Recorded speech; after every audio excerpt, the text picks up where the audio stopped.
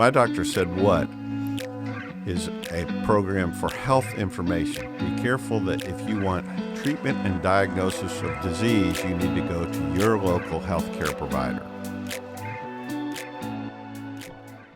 Hi, this is Dr. Frank with My Doctor Said What? We're going to have Frank talk today with Frank, Dr. Frank. So we're going to talk about a couple of things today that I think are worthwhile to note and that are easy to understand. And just to let you know, even though I'm a pathologist and a toxicologist, I know what certain signs of aging are. Yesterday I was in an unfamiliar Cracker Barrel, not a place I go often, but for some reason I turned right to go to the restroom. And when I opened the door, there was a middle-aged woman there that looked startled that I was coming into the women's restroom. That's an embarrassing situation. And what I can tell you is if you're not thinking, you're distracted, you probably don't want to go in the wrong door, whatever that door is. And that's probably not a sign of dementia or Alzheimer's, although who knows with me. But in reality, I think what it is sometimes we're just distracted. I've said before, I'm a little attention deficit, so I have to be careful. I can hear something in the other room and not pay attention to what's going on in front of me. So if you've got that issue, all you have to do is work on controlling it. So with that said, I want to talk about being an expert witness in some civil and criminal cases, and I want to give you an interesting example to my true crime friends out there. I was involved in a case many years ago that involved a fellow that worked in a manufacturing plant, and he'd worked there many years, and he had developed carpal tunnel from repetitive action of using a certain piece of machinery and over, doing the same repetitive motion day after day after day. So he ended up having carpal tunnel surgery. After that surgery, he was in legitimate pain, and that 15 years ago, we prescribed opioids much more freely than we do now, thank goodness. And they have a legitimate medical purpose, but you have to be very careful, and your providers should be very careful how they prescribe them. And most are these days. They understand the ramifications of addiction, and you can become addicted very quickly to any medication, prescription or non-prescription. So what happens is he becomes addicted to opioids. He sues the company, and they looked at it. Wouldn't have a very sympathetic jury because it was true. If it wasn't for the fact that he had carpal tunnel, he wouldn't have been on opioids probably, and he wouldn't have had an addiction. And it caused a lot of problems. So they settled with him for a fair amount of money, several $1 million. And that was all said and done. The cost of litigation outweighed the potential for damages. So it was just over. About a year later, that manufacturing company contacted me because the poor fellow passed away, and it looked like he passed away from a drug overdose. Even though he'd been given treatment, they had been paid a settlement. So they asked me to look as a toxicologist at the data, look at the samples from the pathology, look at his blood toxicology, how much of the opioids he had in his system, and the case was worth so much money, over $25 million, that then it was worth taking a harder look and seeing what was going on here. Interestingly enough, the kind of work I do, we looked at it, and if you looked at the blood profile of how much he had in his system of this particular opioid, he had several of the tablets in his stomach at his time of death. And if we looked at how many were left, how many were in his stomach, and his blood concentration, he couldn't have taken those pills. He would have been passed out before he would have got to that level of intoxication. So that made us start thinking something was amiss here. So what happened was, interestingly enough, another expert in a different area looked at the GPS on the rent-a-car of his wife, because she said that she had been gone for the weekend. She had went to a vacation, a spot about 3 hours away, and that she had left on Friday, come back on Monday. He died on Friday evening, early Saturday morning. What they found was the GPS showed that she went to that spot. She drove back, not knowing there was GPS locator. And apparently, if you looked at the data that we showed him, it looked like he'd been passed out from the medication, but not overdosed enough to kill him, but it looked like he had been asphyxiated. She had come back and suffocated her husband, and he had died there. And then she went back, came back on Monday, called the police, and they went through all this.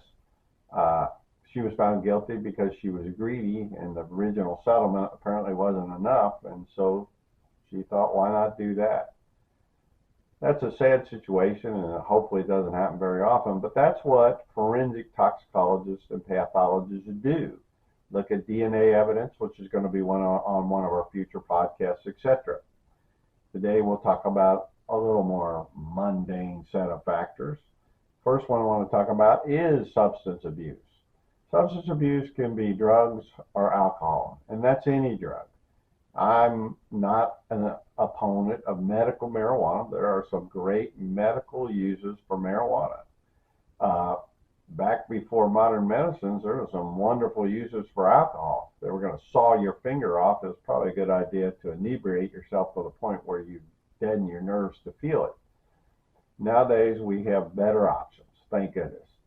So what you need to do is be careful about your medications, careful about your alcohol. Again, if you can stay with one drink a day, I don't think you see any adverse health effects. And some studies say there's mild, if it's red wine, mild positive effects on your cardiac health. But if you can't, if you're predisposed, like my family is, to alcoholism, I can't drink at all, because when things get rough or tough, then I'll drink too much. And for some people that happens. And so if that's you, you need to have a really frank conversation, no pun intended, with your spouse or those loved ones or those around you, and see if you have issues that show you may be an alcoholic. And people that are alcoholics never believe they're alcoholics. So get a third and fourth opinion, then talk to your healthcare provider and make a plan to wean yourself off of that substance. Same way with marijuana. If you're a recreational marijuana user and you're impairing your ability to work, there's some brain chemistry changes. Let me say this.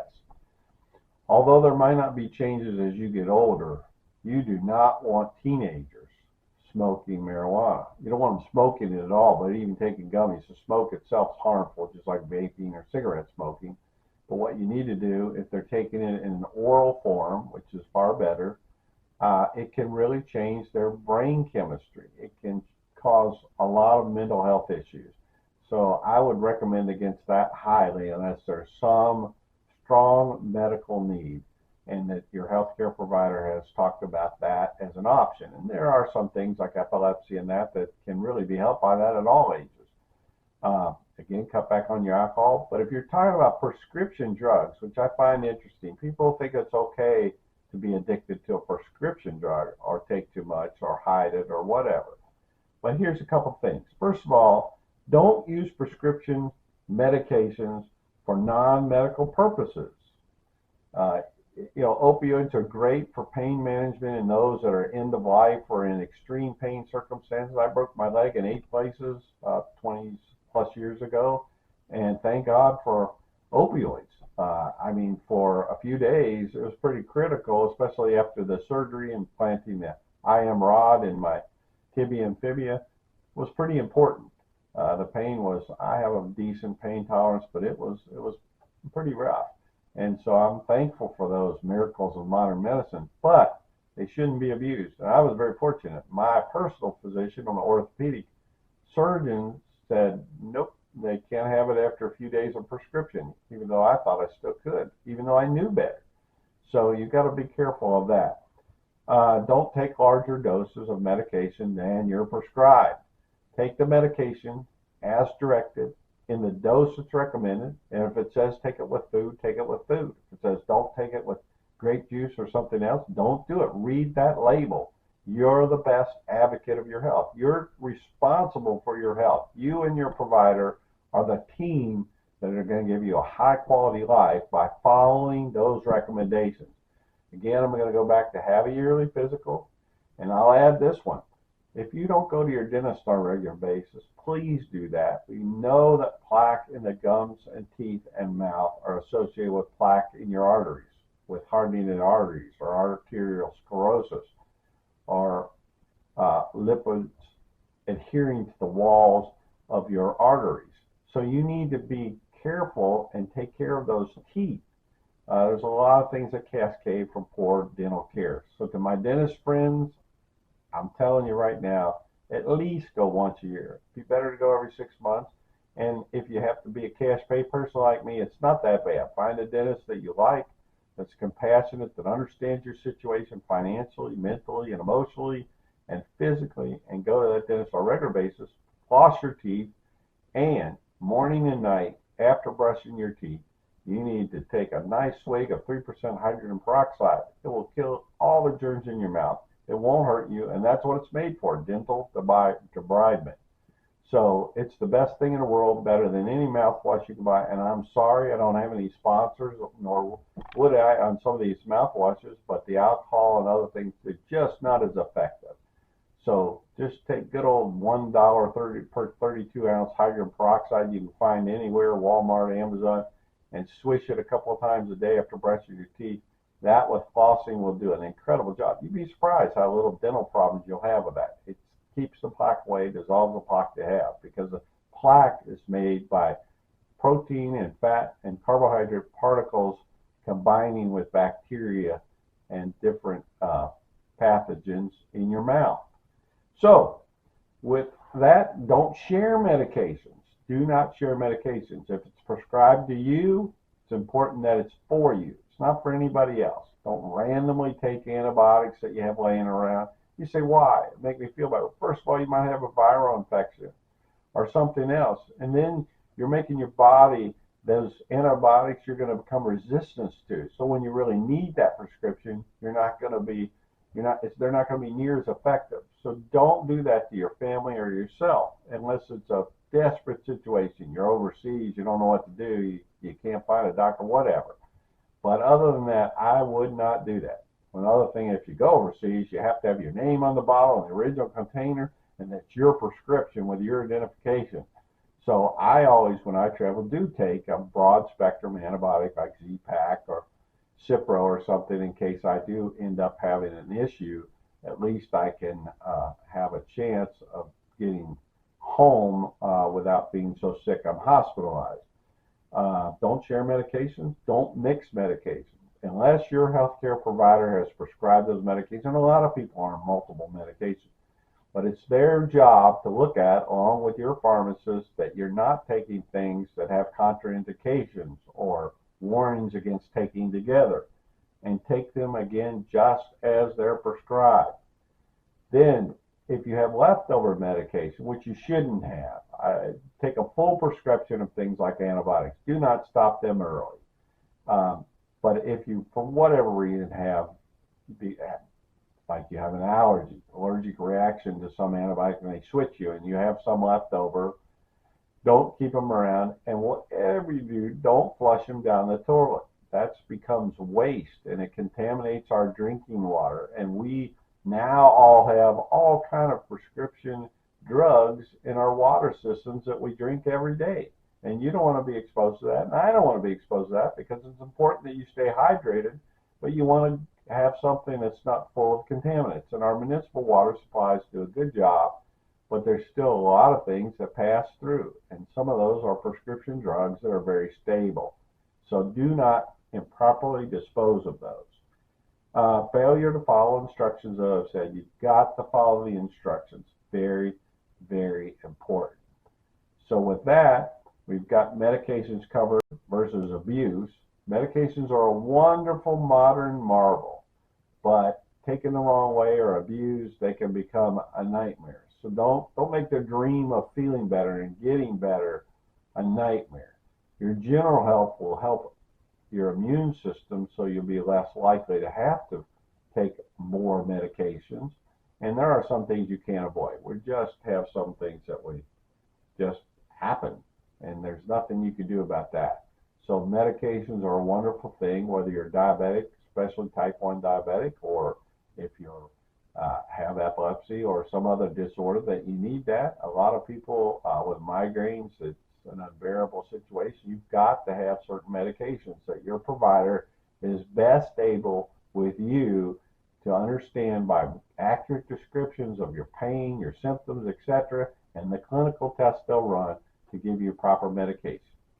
And with that, this is Dr. Frank again with My Doctor Said What? See you next time. Thanks so much for listening and viewing. Remember, send your comments and questions to Dr. Frank at mdswpod@gmail.com.